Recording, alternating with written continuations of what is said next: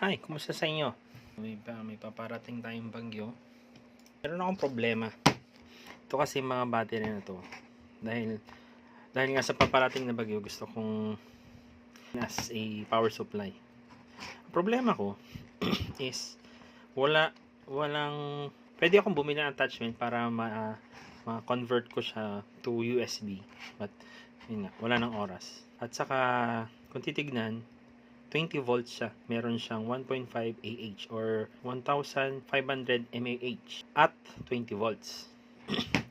Ngayon, syempre, yung mga electric fan like this one, parang ito, 5 volts usually ang port nila.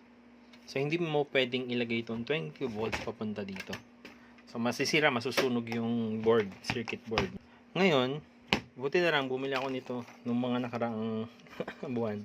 Bumili ako nito, DESN Mini 360. So, anong ginagawa nito is para siyang step down transformer. So, ang gagawin niya, titake niya dito yung in niya, mababasa naman. May arrow naman, which is madaling intindihin. May arrow siya. So, dito ang in niya sa part na ito, itong hinahawakan ko.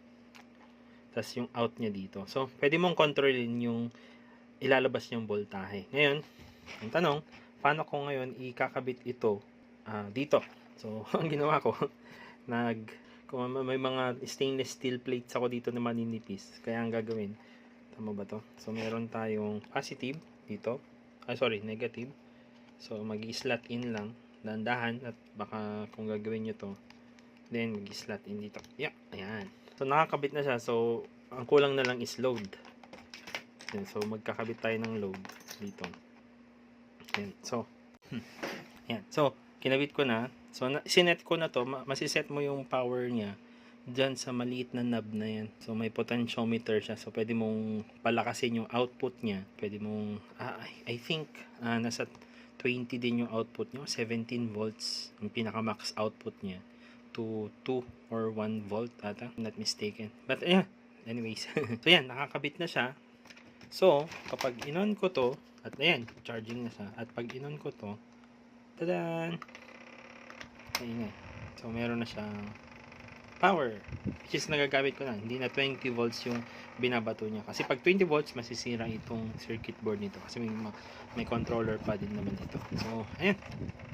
Dalawa ginawa ko nito. Kasi dalawa yung fan namin. Ayan. So, ayan. Nice to have. Ayun lang. Thanks. Bye.